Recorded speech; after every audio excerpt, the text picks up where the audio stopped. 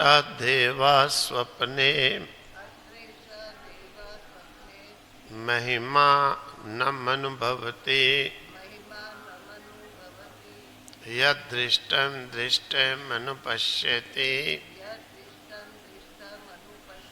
श्रुतं श्रुतमेवार्थः मनुशृणोति देशदिगन्तरैश्च प्रत्यनुभूतं पुनः पुनः प्रत्यनुभवति दृष्टं च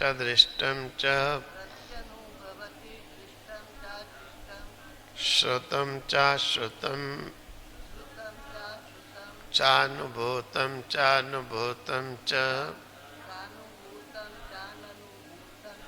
सच्चा सच सर्वं पश्यति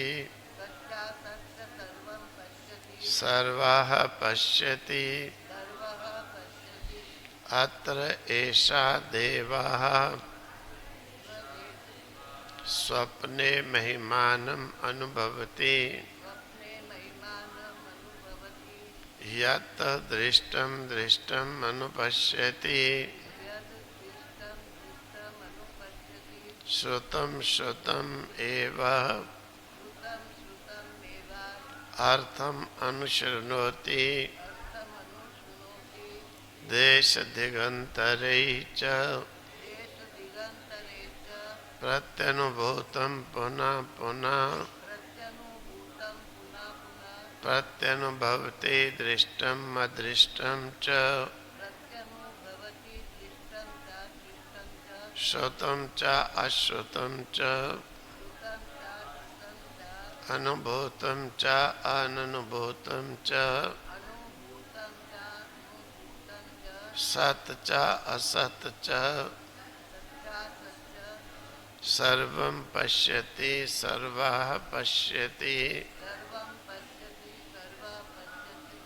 सा यदा तेजसा विभूतो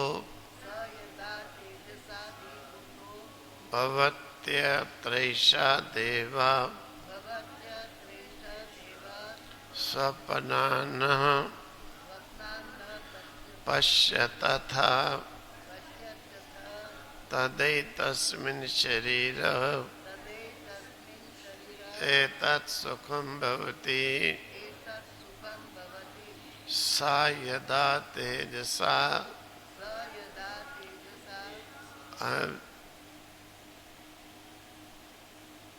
अभिभूतो भवति अत्र एषा देवा स्वप्नात् न पश्यति अत्र तदा एतस्मिन् शरीरे एतत् सुखं भवति। कहते हैं अत्र एषा देवः, यहाँ पर इसी में ही, अत्र इसी में एषा देवा, ये जो देव है यानी देव दिव्य गुणों से युक्त देव स्वप्ने महिमानम अनुभवति, स्वप्न में महिमा का अनुभव करता है। स्वप्न में यही दिव्य गुणों वाला देव मन ये अनुभव करता है। क्या करता है? यत दृष्टम, जो इसने देखा है उसी देखे हुए पदार्थ को अनुपश्यति, ये देखता है। कैसा देखता है? तदनुरूपम, उसी के अनुसार जैसा देखा। श्रुतम, जो सुना है उस सुने हुए को एव अर्थम अनुशृणोति, उसी बात को, उसी चीज को अनुशृणोति स्वप्न में तद अनुसार, यानी सुने हुए के अनुसार ही सुनता है। देश दिगंतरई च प्रत्यय अनुभूतम, भिन्न भिन्न देश दिशाओं से, देश दिगंतरई, देश दिगंतरई देश और दिशाओं से, देश हो गया देश, दिगंतर हो गया दिशाएं। चा प्रत्यय अनुभूतम, अनुभव में आए हुए अर्थों को प्रति अनुभूतम पुनः पुनः प्रति अनुभवती, बार बार स्वप्न में तद अनुरूप अनुभव करता है, जो पहले कहीं भी किसी भी दिशा में देखा है। दृष्टम च अदृष्टम च, जो पहले देखे हुए हैं उन्हें कहा दृष्टम, और जो नहीं देखे हुए हैं उन्हें कहा अदृष्टम। देखे हुए ना देखे हुए को, च श्रुतम अश्रुतम, सुने हुए और ना सुने हुए को भी। अनुभूतम अनुभूतम च, पहले अनुभव किए हुए पदार्थ को और कभी कभी पहले ना अनुभव किए हुए पदार्थ को। पहले अनुभव किया है श्रुतम अश्रुतम, जो कभी अनुभव नहीं किया है। अनुभूतम च अननुभूतम, अनुभव किए हुए को और ना अनुभव किए हुए को। सत च असत च, सत हो गया सच्चा, असत हो गया झूठा। विद्यमान हो गया है, अविद्यमान हो गया जो नहीं। और संभवा संभवा, जो संभव है उसे भी और असंभव को भी। सर्वम पश्यति, सबको ही स्वप्न में देखता है। सर्वः पश्यति, ये मन आदि इंद्रियों का अधिष्ठाता आत्मा या मन ही ये देखता है। यह उपनिषदकार का कहना है कि देखो, जो बात थी कि ऋषि पुत्र गार्ग्य का प्रश्न था कि स्वप्न में कौन देखता है।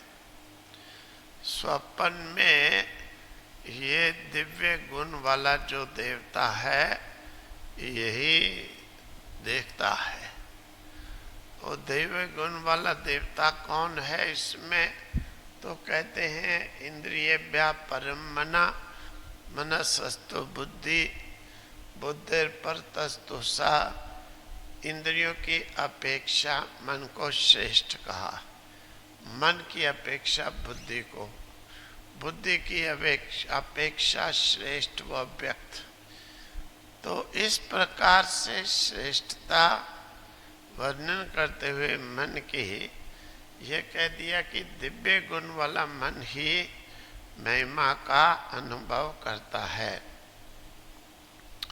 यानी जो प्रश्न था गार्ग्य का कि सोते हुए कौन देखता है, तो ये दिव्य गुण वाला मन ही ये अनुभव करता है, देखता है।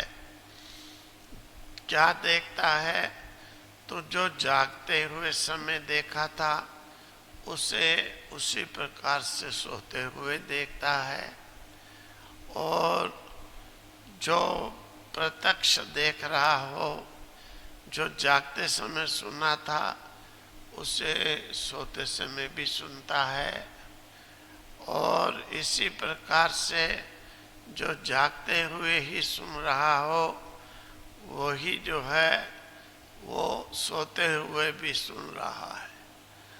देश दिश देशांतर में जो अनुभव किया है, कहीं भी कुछ भी देखा, जो सुना, जो बोला, बार बार स्वप्न में फिर उसे अनुभव करता है, जिसमें उसकी जो है प्रीति होती है। जो देखा है, जो नहीं देखा है, जो सुना है, नहीं भी सुना है, जो अनुभव किया है, जो अनुभव नहीं भी किया है, जो सत्य है, असत है, ये मन सब देखता है। और मनुष्य नहीं, ये सभी प्राणी देखते हैं। जहाँ जहाँ भी मन है, वहीं वहीं पर सब देखते हैं। तो आगे कहते हैं, या सदा तेजसा अभिभूतो भवति यत्र एषा देवा स्वप्नान् पश्यत्याथ तद एतस्मिन् शरीरे एतत् सुखम भवति। सा वह जो मन है, यानी दिव्य गुणों वाला देव, यदा तेजसा, जब ये तेजस यानी प्रकाश से, सत्वगुण से अभिभूत होता है, यानी व्याप्त होता है, अधिकृत भवति होता है।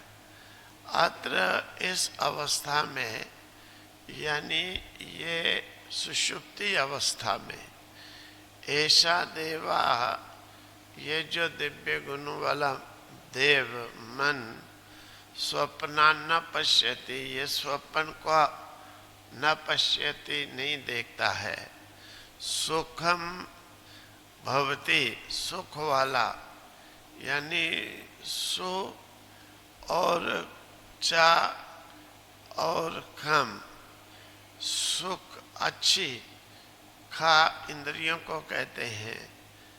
अच्छी जो है इंद्रियों वाली, जो महिमा भवती, उस प्रकार का होता है। मतलब कि उसमें अच्छा जो है, इंद्रियां तृप्त होती हैं, तो मन भी उनके तृप्ति से सुख को समझता है। तो किससे सुख होता है? दूसरा ये प्रश्न था। तो निद्रा की दशा में सोते हुए सुखी कौन होता है?